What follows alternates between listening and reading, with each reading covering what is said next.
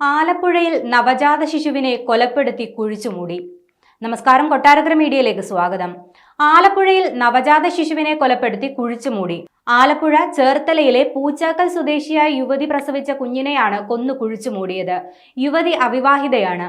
സംഭവത്തിൽ ആൺസുഹൃത്ത് ഉൾപ്പെടെ 2 പേരെ പോലീസ് കസ്റ്റഡിയിലെടുത്തു.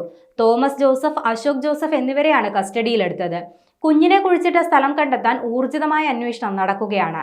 തകഴി കുന്നുമ്മലിലാണ് കുഞ്ഞിനെ കുഴിച്ചു മൂടിയതെന്നാണ് പോലീസിന്റെ പ്രാഥമിക നിഗമനം. ഓഗസ്റ്റ് 7-ാം തീയതി വീട്ടിൽ വെച്ചാണ് യുവതി പ്രസവിച്ചത്. തുടർന്ന് വയറുവേദന ഉണ്ടായതോടെ യുവതി എറണാകുളത്തെ സ്വകാര്യ ആശുപത്രിയിൽ ചികിത്സ തേടി. എന്നാൽ സംശയം തോന്നിയ ആശുപത്രി അധികൃതർ രക്ഷിതാക്കളുടെ സാന്നിധ്യത്തിൽ മാത്രമേ ചികിത്സ നൽകാനാകൂ എന്നറിയിച്ചു.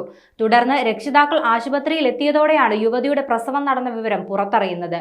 കുഞ്ഞിനെ കുറിച്ച് ചോദിച്ചപ്പോൾ യുവാവിന്റെ കൈവശം അമ്മത്തൊട്ടിൽ നൽകാനായി ഏൽപ്പിച്ചെന്നാണ് അറിയിച്ചതെങ്കിലും കുഞ്ഞിനെ കണ്ടെത്താനായില്ല.